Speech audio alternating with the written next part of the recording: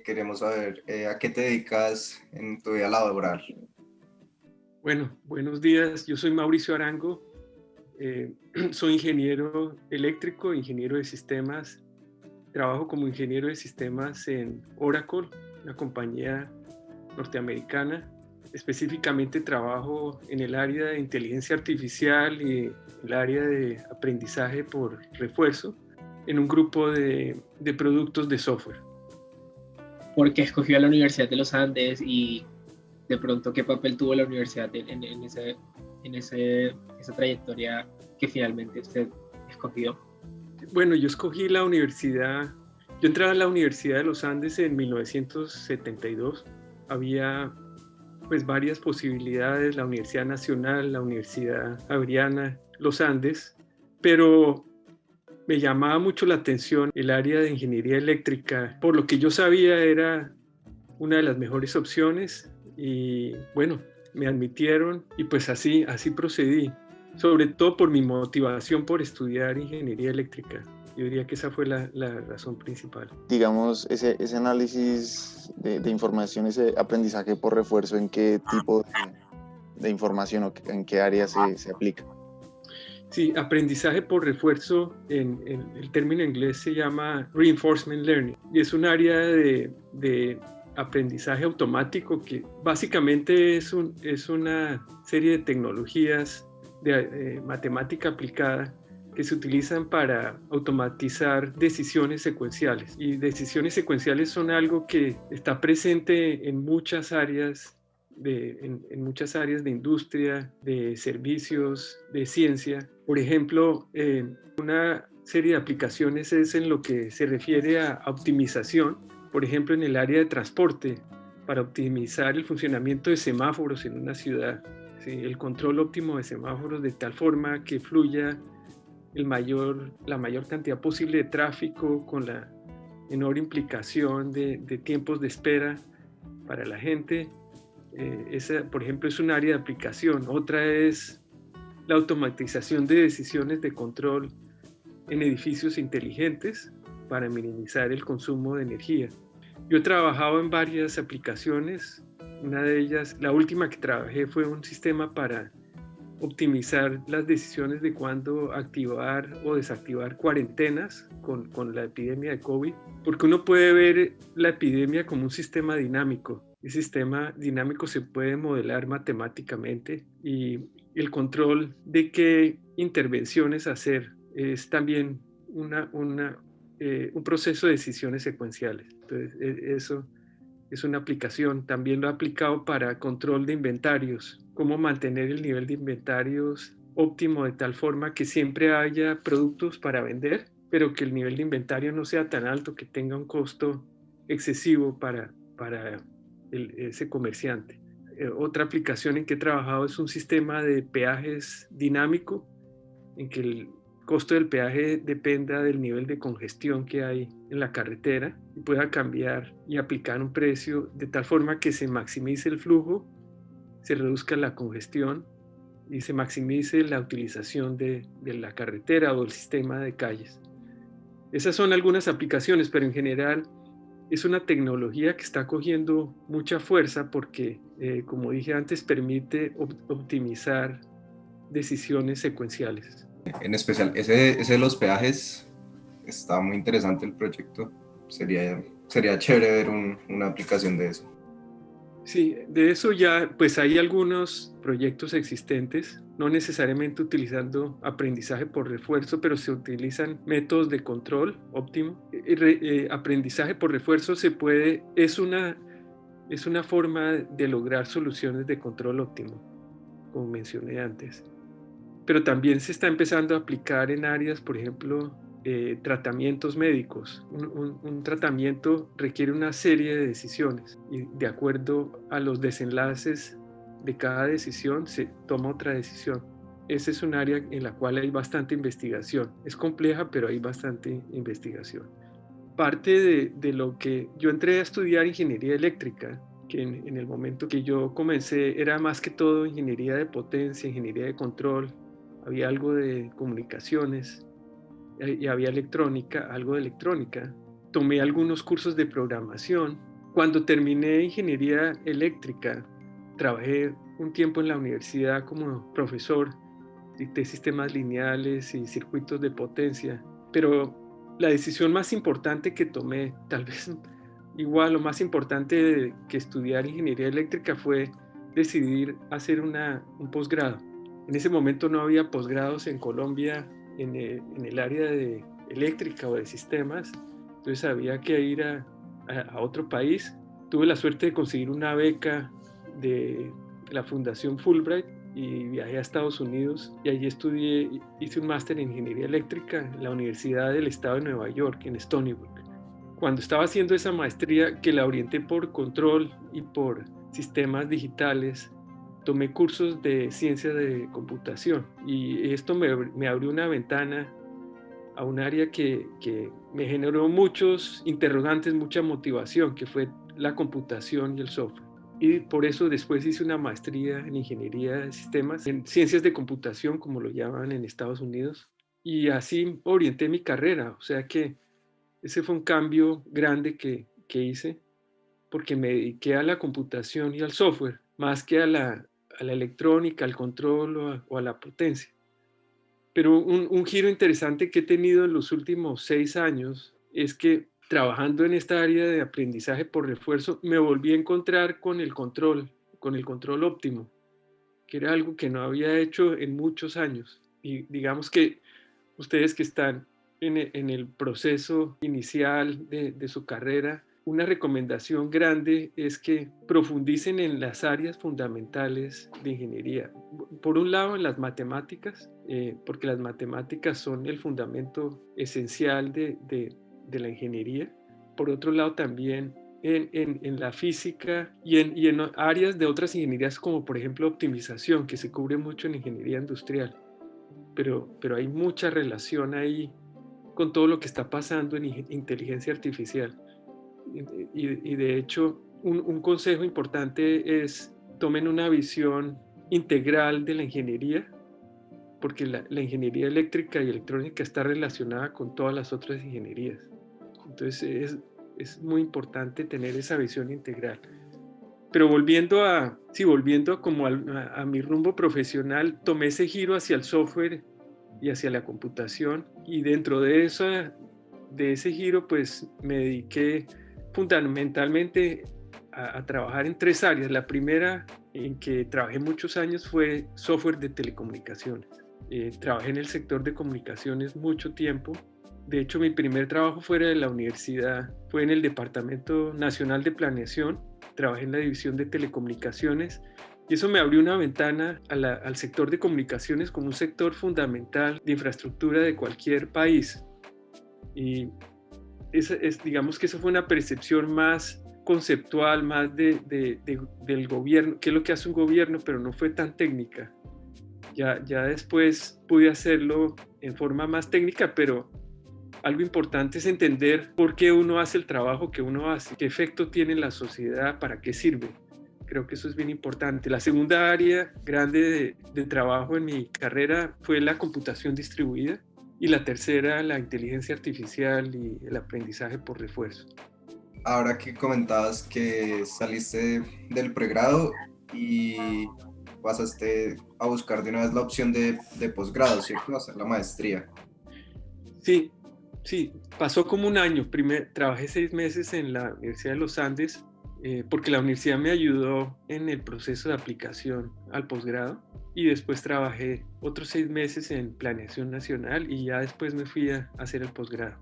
¿Y qué fue lo que te dijo como hay que ir a hacer un posgrado ahorita? Como esa es la mejor opción después de salir. ¿Qué te orientó hacia eso, hacia lo del posgrado? Buena pregunta. Me orientaron varios factores. Uno, que estaba consciente que tenía mucho que aprender, o sea que lo que sabía pues eran unas bases importantes, pero que la extensión de lo que había por aprender era muy grande, y creía que en ese momento pues había que hacer un posgrado para poder lograr eso. Y lo otro era que curiosidad en conocer otras partes del mundo, ¿sí? Digamos una combinación de la motivación de conocimiento y la motivación general de, como cualquier persona, de expandir la visión que uno tiene del mundo. Eso fue lo que me movió. En el contexto de lo que usted menciona de las diferentes áreas en las que trabajó, y no solamente acá en Colombia, sino también en el país donde realizó su maestría, que si no estoy mal fue en Estados Unidos, digamos, ¿qué impacto usted identificó en esas áreas de profundización en el contexto nacional e internacional? ¿Y cuál fue la visión de la aplicación que tiene en cada uno de estos contextos? Si de pronto fue más fácil aplicarlo en Estados Unidos o aplicarlo acá en Colombia, o qué oportunidades habían en esa área. Sí, bueno, un poco ahí de antecedentes. Entonces, yo me fui a estudiar, estudié 4 años y después trabajé 2 años y regresé a Colombia. Allí en Colombia me contrató la universidad de nuevo como director del centro de cómputo. Trabajé unos años allá, 4 años. Después, un amigo de universidad en Estados Unidos, era ya profesor en la Universidad de Yale, me invitó a que trabajara con él en una investigación de sistemas distribuidos, y por eso resolví tomar ese camino. Me devolví a Estados Unidos, y menciono esto porque la mayor parte de mi trabajo profesional ha sido en Estados Unidos, aunque pues trabajé en Colombia, como acabo de decir, pero mi trabajo técnico ha sido más aquí. Yo diría que el dónde tiene sentido aplicar el conocimiento de ingeniería, hoy en día yo creo que todo el conocimiento tiene sentido aplicarlo en cualquier parte del mundo, porque vivimos en un mundo globalizado donde la información es asequible desde cualquier parte del mundo a través del Internet. Y en algunos sitios, algunas tecnologías pueden tener una aplicación más inmediata que otras, ¿sí? Pero yo creo que a nivel personal, si a alguno de ustedes le interesa algún área y cree que todavía no es aplicable, digamos, en Colombia, no es una razón para no explorar esa área, porque puede que no haya empleos que utilicen esa tecnología, pero uno puede por su cuenta investigar y trabajar hoy en día en cosas que a uno le interesen, porque el acceso computacional a herramientas permite que uno pueda por su cuenta hacer mucha exploración, mucha investigación. Lo que quiero decir es que uno no se debe restringir a hacer cosas por lo que crea que esté pasando en el contexto local. Si no hay lo que a uno le interesa, pues hay que buscarlo por cuenta propia y dedicarle tiempo a eso, y de eso puede resultar algo muy interesante que lo lleve a su propia empresa, o lo lleve a irse a trabajar a otro lado. O sea, hay muchas posibilidades. No restringirse a que uno solo pueda hacer lo que le ofrezca el mercado laboral en el momento, ¿sí? Sino hay que tener la mente abierta y estar dispuesto a explorar por cuenta propia. En eso hago énfasis porque para mí, pues por eso me fui a estudiar por fuera, es tener curiosidad. La curiosidad es el motor que mantiene la carrera interesante. Si uno se siente que ya no está aprendiendo algo, quiere decir que tiene que cambiar. Tiene que buscar otra cosa si quiere mantenerse haciendo algo que lo tenga motivado y que uno crea que está aportando a la sociedad. Pero para mantenerse motivado y para ver cosas interesantes hay que estudiar. O sea que el estudio no termina en la universidad. El estudio, a mi modo de ver, tiene que seguir toda la vida, ¿sí? Y hay que mantenerse curioso.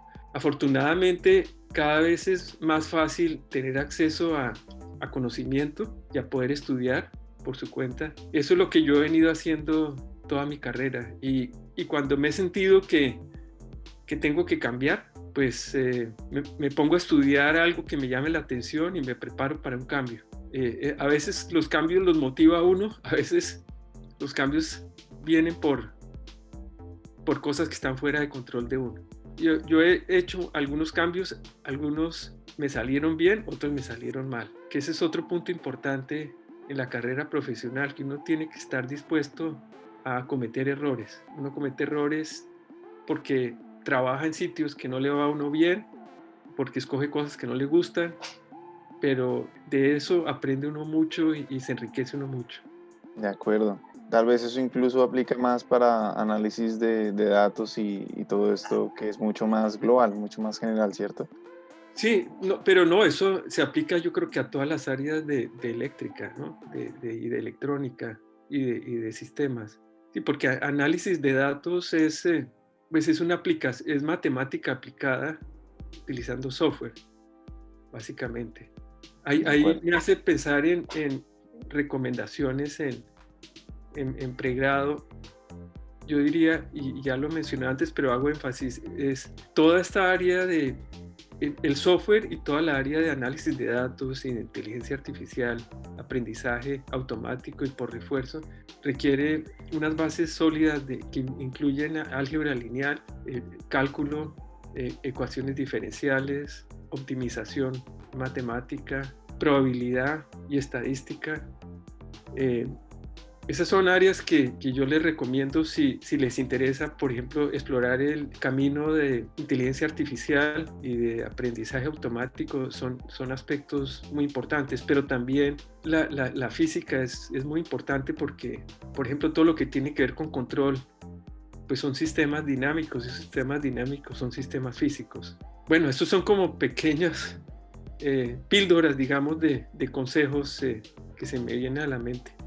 Considerando que has tenido esa experiencia, digamos, recién terminaste el pregrado, tuviste la oportunidad de trabajar con la universidad y luego en planeación, ya también has vivido la experiencia trabajando en Estados Unidos. ¿Qué encontraste que te ofreció el hecho de haber estudiado en la Universidad de los Andes cuando empezaste ya la carrera laboral? ¿Tuviste la sensación de que había fortaleza en algún aspecto, pero falta algo en otro, de pronto? Yo creo que la Universidad de los Andes me dio buenos fundamentos básicos relacionados a lo que mencioné antes con las bases matemáticas, bases de física básica. Eso fue bien importante. Y también los fundamentos esenciales de ingeniería eléctrica. ¿Sí? Me parece que eso es lo más importante porque, digamos, desde el punto de vista técnico y científico. Las otras bases importantes que me dio la universidad fue la educación humanista. Creo que eso es muy importante porque aprender a escribir bien, aprender a expresarse oralmente y en forma escrita es esencial, ¿sí? En la carrera de todos, es algo que hay que hacer toda la vida. Y también en el aspecto humanista, cursos de historia y cursos de filosofía, porque es en una carrera técnica y científica vivimos en un contexto social, hay que entender por qué o cuál es el impacto de la tecnología en la sociedad y tener poco de claridad sobre eso es importante para cualquier profesional. Y por otro lado, el lado humanista le da a uno un marco de referencia para tomar decisiones importantes en la vida. Eso me pareció que es un legado importante de la universidad. Por lo menos en la época que yo estudié era muy importante, no sé cómo es exactamente ahora, pero era muy importante el aspecto de humanidades. Uno siempre se va a dar cuenta que hay cosas que no aprendió suficiente, entonces hay que reforzarlas.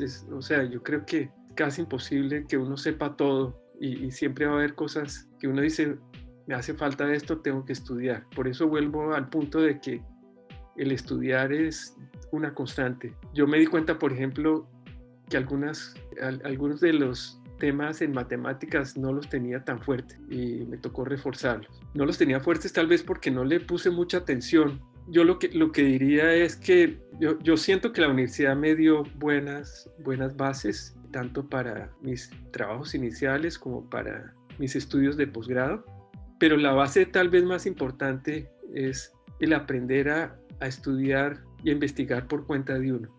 Porque como dije antes, siempre uno va a encontrar que tiene vacíos y pues la única forma de remediarlos es por cuenta propia.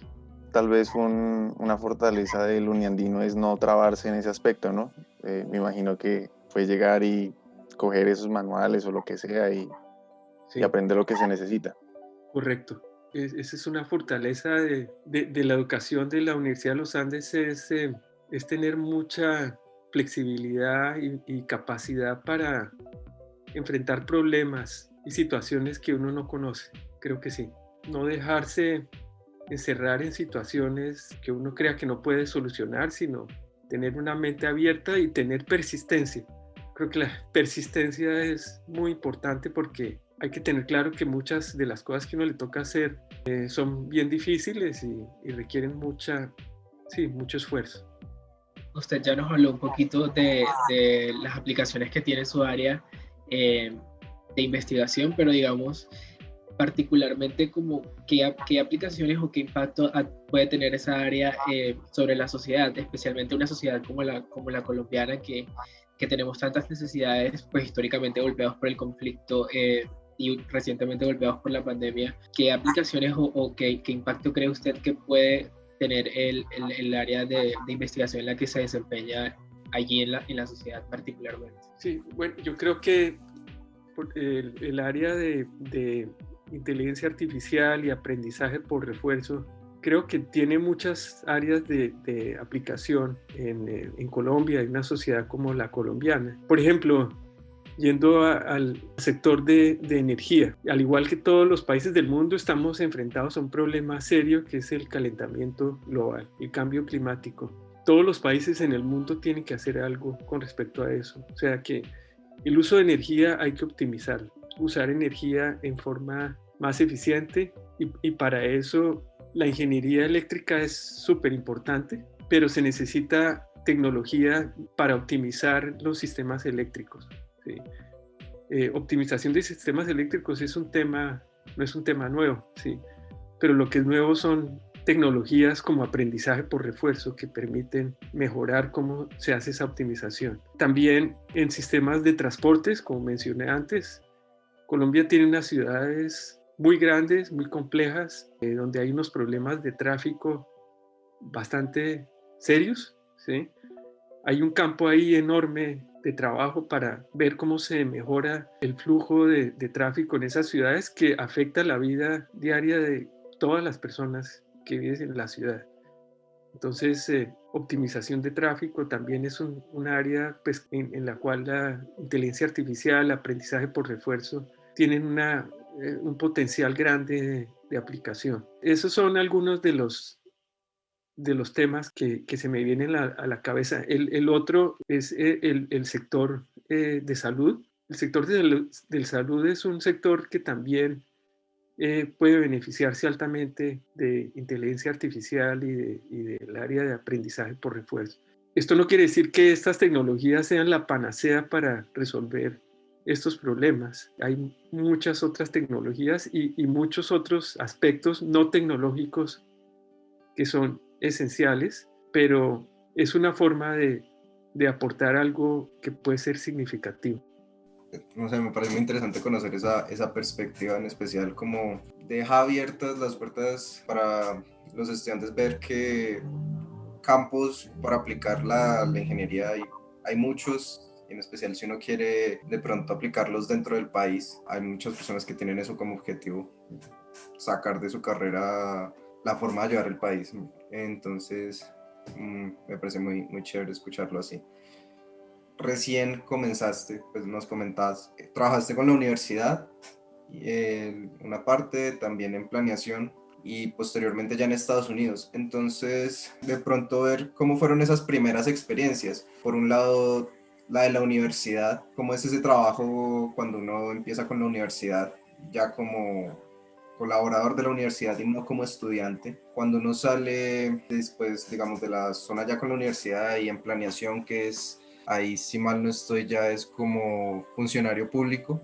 Correcto. Entendiendo cómo es esa parte y el mundo laboral ya internacionalmente. Entonces, en Estados Unidos, ¿en qué se diferencia esa aplicación? Tratar de aplicar a un puesto aquí en Colombia o aplicar allá en Estados Unidos, y cómo se desenvuelve uno en esos aspectos. Y bueno, cuando salí terminé en los Andes y empecé a trabajar como instructor allá, pues tuve la suerte de tener muy buenos profesores que fueron buenos consejeros, me ayudaron bastante. En las materias que dictaba me ayudaron a hacer un buen trabajo en eso, ¿no? Y era la primera vez que yo dictaba clases por mi cuenta cuando era estudiante, daba clases de matemáticas y de química, pero eso era muy diferente a dictar una clase de pregrado, fue una experiencia muy interesante y enriquecedora, en la cual uno tiene mucho por aprender.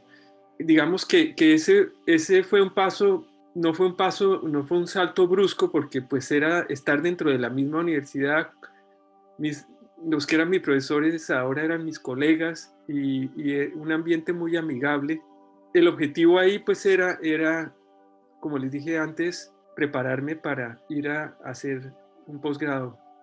Entonces, digamos que eso no iba a ser un estado muy largo. Después resolví aventurarme a trabajar por fuera, pero también fue a través de un profesor que lo llamaron, que necesitaban a alguien, algún estudiante de ingeniería eléctrica, que si tenía candidatos, y me dijo, mire Mauricio, allá están buscando a alguien, si le interesa, le consigo una cita. Me consiguió una cita, fui a la entrevista, una entrevista amigable, y a los pocos días estaba trabajando allá. O sea que tuve mucha suerte en realidad. Y como digo y repito, pues tuve ayuda de los profesores que me apoyaron. Ingeniería eléctrica en esa época era un departamento muy pequeño, era como una familia ahí, digamos, éramos pocos estudiantes y no eran pocos profesores, porque algunos de los profesores eran profesores de otros departamentos, pero todos nos conocíamos muy bien. Y eso era bastante bueno y era un buen ambiente. Ya yendo a cómo era la experiencia de conseguir trabajo en Estados Unidos, pues que es donde yo he estado, pues era ya muy diferente, ¿no? Porque uno estaba ya en un ambiente en el cual uno es totalmente anónimo, ¿sí? Yo no estaba en una universidad donde nadie me conociera. Bueno, conocí a mis profesores en el posgrado y también algunos fueron buenos consejeros, pero cuando uno ya va a la industria es muy amplia y eso es otra historia. Afortunadamente, pues el campo de ingeniería eléctrica, electrónica y sistemas en esa época en que busqué trabajo, y todavía pues hay mucha demanda. Pues el internet no existía, los trabajos se buscaban mirando avisos en los periódicos y en las revistas especializadas, como las revistas, por ejemplo, de la IEEE, tenían muchos avisos de trabajo. El primer trabajo que conseguí después de salir de posgrado fue en una compañía de telecomunicaciones en Boston que hacía centrales PBX. PBX son las antiguas centrales de telefonía para empresas, y me contrataron como programador para software de control de esas PBX. Me acuerdo que yo miraba los avisos clasificados en el New York Times todos los domingos. Tenían una sección de avisos de tecnología. Les escribí, porque todo tenía que ser por carta, ¿sí? Y después me escribieron, me llamaron, hice la primera entrevista por teléfono, porque yo estaba en Long Island, en el estado de Nueva York, ellos estaban en Boston. Les pareció bien la primera entrevista telefónica y me llamaron a que fuera a Boston. Me entrevistaron allá en persona. Entrevistas largas, como con 10 personas, 2 días. Y bueno, tuve la suerte, me fue bien. Otro ejemplo de entrevistas, decidí buscar trabajo en California. Vi un aviso de Intel, escribí, me llamaron. Tuve también una entrevista telefónica, me invitaron a que fuera a California, al Silicon Valley, y tuve una entrevista con ellos. Esa entrevista fue mucho más compleja porque era un examen como de 4 horas de electrónica y sistemas digitales, y fuera de entrevistarse con varias personas. Pero eso era un examen formal, como en una universidad. Y ese fue bastante difícil y afortunadamente lo pasé, pero resolví no irme para allá. Bueno, pero eso les da algunas ideas, y yo creo que hoy en día, por lo que oigo, algunas compañías de tecnología tienen unos exámenes como los de Intel. Por ejemplo, Google y otras compañías de tecnología hacen exámenes bastante difíciles por ejemplo, en software, explicar algoritmos o implementar algún problema que le dan en poco tiempo. Por lo que oigo, dependiendo del tipo de trabajo que uno esté buscando, si es un trabajo técnico, tiene que estar preparado para entrevistas que son bastante exigentes desde el punto de vista técnico. Eso es lo que entiendo. Cuando me entrevisto, no me he cambiado de trabajo mucho en los últimos años, pero cuando he hecho entrevistas, ya no digamos, cuando uno tiene más experiencia, ya no hay necesidad de hacer ese tipo de exámenes, porque uno puede mostrar ya por la experiencia que uno tiene dominio de esos temas, pero sí tiene uno que estar preparado para ahondar técnicamente. Eso creo que es la realidad en el área en que estamos, en las ingenierías.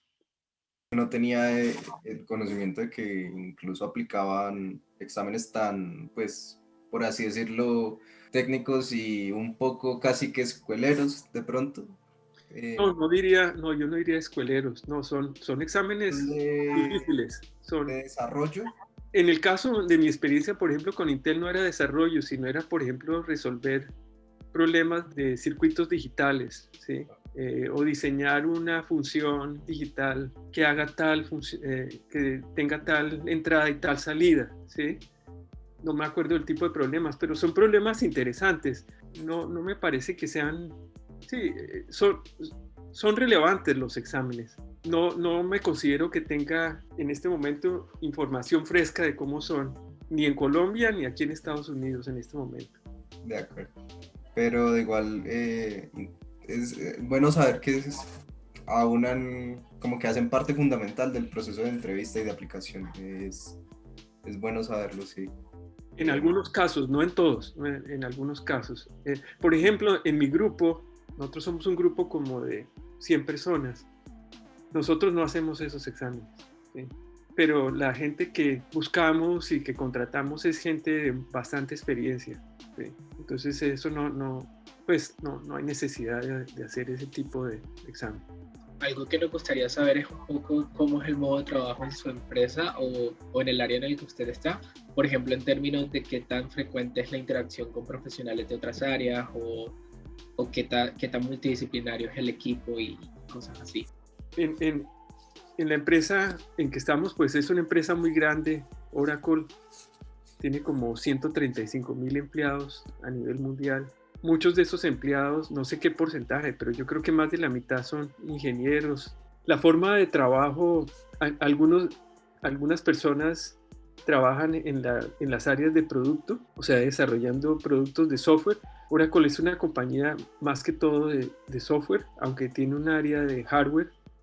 Empezó como una compañía de bases de datos y hoy en día produce software, aplicaciones de software para empresas, por ejemplo, software para planeación de recursos, para manejo de cadenas de suministro, para administración de recursos humanos y administración de sistemas de transporte.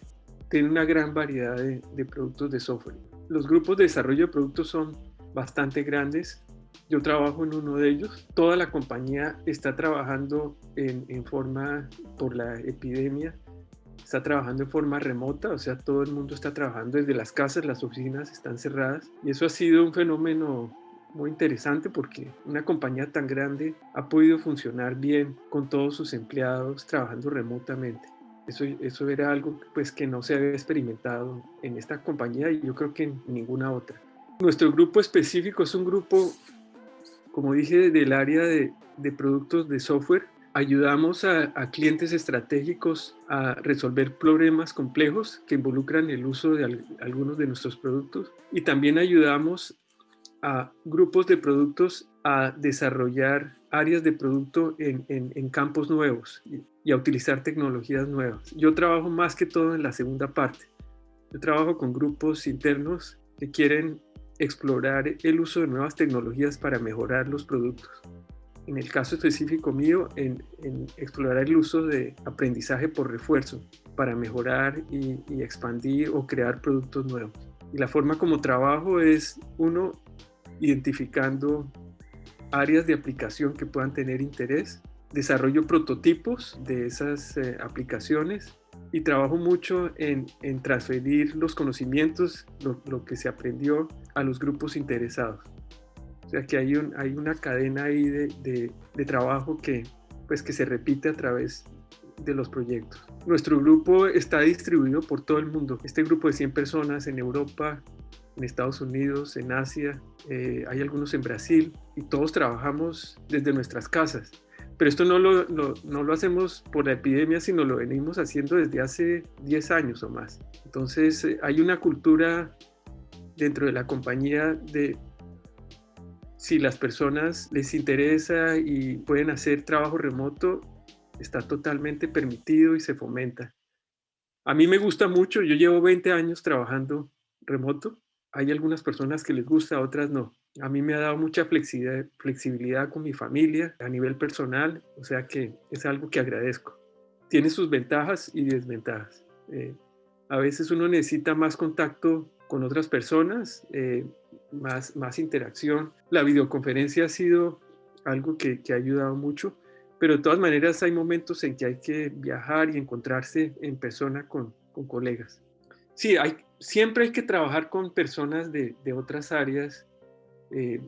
Pues en las empresas tienen, las empresas pues tienen una función comercial y empresarial, o sea que hay personas que están en ventas y en mercadeo, la parte administrativa eso es parte de lo que uno tiene que hacer y a eso vuelvo con lo que les decía que hay que, una constante digamos, yo creo que para todos es que hay que aprender a comunicar las ideas en forma oral y escrita. Eso sí, hay que hacerlo todos los días. Uno tiene que tener flexibilidad de con quién se comunica, porque uno no sabe, no todas las personas con que uno va a estar trabajando y comunicándose son del mismo perfil de uno. Es más, la mayor parte de las veces no. Entonces hay que explicar las cosas de forma fácil. Sí, muchas personas le preguntan, bueno, ¿usted qué es lo que está haciendo? O explíqueme a ver, alguien, por ejemplo, que está en ventas, o alguien que le dice, mire, queremos que usted nos dé una conferencia de tal cosa, pero explíquenos qué es lo que usted hace. Hay que hacerlo de tal forma que las personas puedan entender a través de ejemplos y a través de usar un vocabulario asequible, porque en cierta forma es una labor de ventas de lo que uno hace.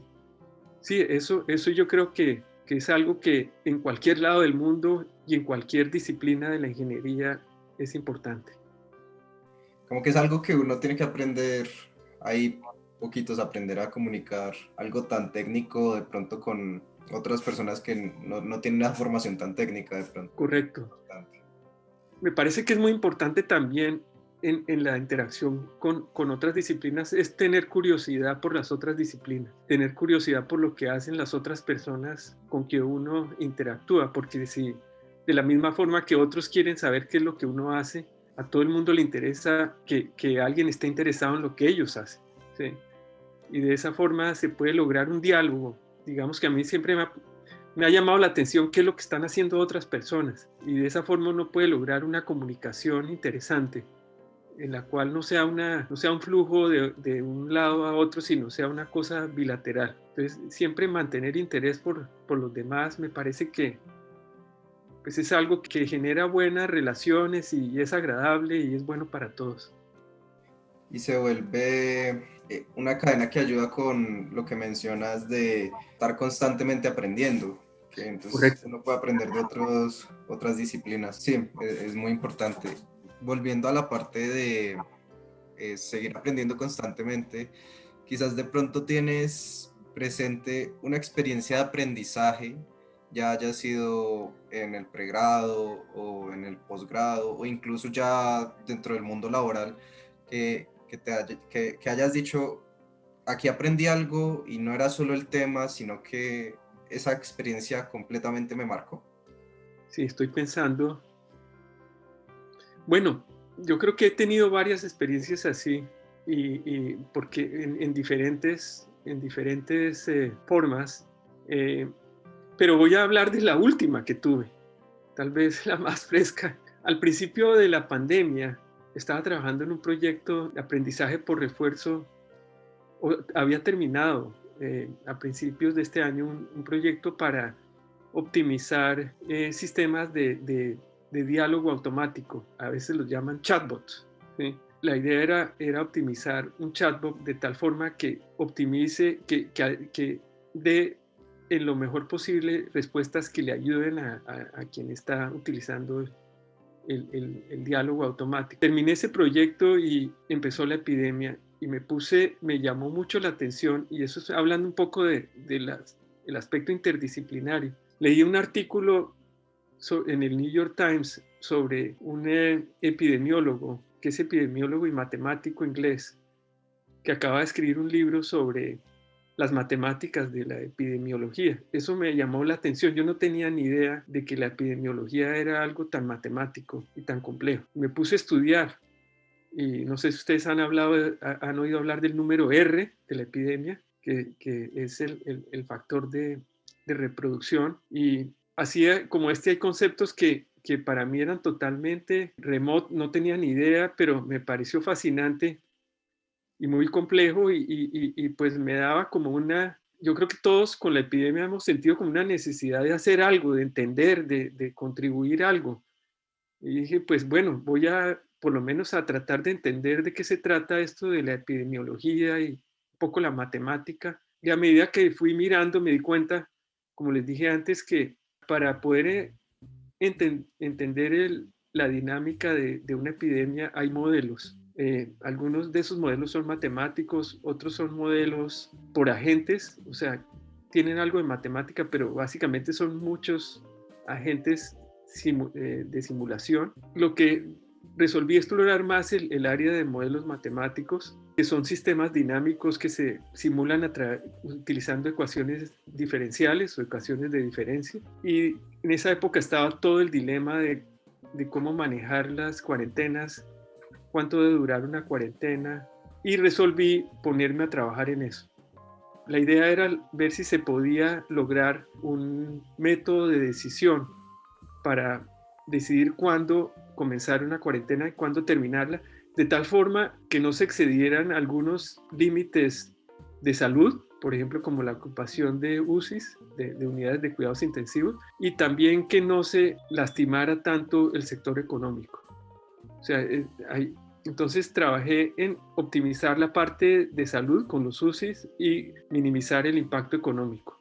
Digamos que para mí me dio la perspectiva de que algunas de estas cosas técnicas que estaba haciendo en el área de aprendizaje por refuerzo se podían aplicar a áreas pues que aparentemente no tienen nada que ver, como era la epidemiología, y que había potencial en esto, ¿sí? Entonces, digamos que eso fue una experiencia que me pareció muy interesante, sí, y de la cual me siento contento que lo hice. Entonces, por eso la menciono. Y logré escribir un artículo sobre eso, pues que es público. Si les interesa verlo, pueden ahí buscar o me escriben después y yo les puedo enviar el enlace. Sí, de acuerdo. Yo creo que algo gratificante es uno poder aplicar su trabajo y lo que uno ha conocido en algo tan coyuntural como lo es la pandemia, por ejemplo. Y digamos, otra curiosidad un poco quizás culposa que tenemos la mayoría de los estudiantes es cuánto podría ser, por ejemplo, la remuneración económica que percibiría, por ejemplo, un profesional dedicado al área de aprendizaje por refuerzo en Oracle o en algún otro, en este sector tecnológico. La remuneración, voy a dar una respuesta general. Lo importante es no pensar en la remuneración, ¿sí? Porque la ingeniería eléctrica y la ingeniería electrónica cumplen ya un requisito que es estar en un área de crecimiento. O sea, ese es un área de ingeniería que tiene un potencial muy grande, ¿sí? Lo tenía cuando yo estudié y lo tiene todavía, tal vez mucho más ahora. Entonces, uno cuando piensa qué estudio, qué no estudio, uno de los elementos es, ¿hay trabajo o no hay trabajo en esa área? Yo creo que la respuesta a si hay trabajo, sí hay trabajo en esa área. Entonces, lo que hay que pensar es más, ¿qué hago de tal forma que esté motivado, que me interese, que me sienta que pueda contribuir, que me sienta que pueda progresar y aprender más? Y si eso se logra, uno se va a sentir bien y va generalmente a trabajar en cosas interesantes. Y si eso es así, la parte económica viene ya como un resultado de eso, ¿sí? Pero si uno lo hace a la inversa, que es cuánto voy a ganar, acaba trabajando en alguna cosa que gane mucho dinero, pero de pronto no es algo que a uno le guste, y entonces acaba uno en un camino que no lo enriquece y pues que no creo que valga la pena. Puede que tenga uno más dinero, pero no creo que sea algo que valga la pena enrutarse de esa forma. Entonces, por eso digo que yo no le daría mucha importancia en el caso de ustedes a la parte del ingreso. Y si consiguen un trabajo que no les pagan igual que su amigo o su compañero, no importa, ¿sí? Lo que importa es que se sientan que les gusta. Mi experiencia a nivel profesional y también a nivel humano es que eso es mucho más importante. Obviamente que uno tiene que satisfacer las necesidades básicas y tener los recursos para hacer cosas que a uno le gustan, pero más allá de eso, sí, no debe uno dejarse llevar por eso. Esa es mi opinión. Pues por mi parte, no, pues agradecerte el tiempo, la verdad. Como uno de los objetivos de la entrevista es ayudar, pues, entre nosotros los estudiantes de pregrado, que sea un lugar más donde encontrar esa motivación de pronto para seguir este camino. Y por mi parte, pues, escuchar las experiencias, como que para ese último empujón que ya me falta de pronto a mí, a Milton, ayuda mucho. Entonces, no, pues muchas gracias. Con mucho gusto, con mucho gusto. Igualmente, muchas gracias por el espacio. Creo que es valioso tener como que esa articulación o esos espacios para interactuar con personas que ya pues terminaron la carrera, y que nos sirva su experiencia también como para aprender un poco de eso y mirar pues cuáles son los principales retos que nos esperan a nivel de la proyección laboral a futuro. Entonces, muchísimas gracias. Con mucho gusto, les deseo mucha suerte, mucho éxito. Están en una etapa pues súper interesante ustedes, y pues si tienen preguntas o quieren comentar algo conmigo, estoy siempre abierto a que me escriban, y pues les agradezco también a ustedes la invitación a hablar con ustedes.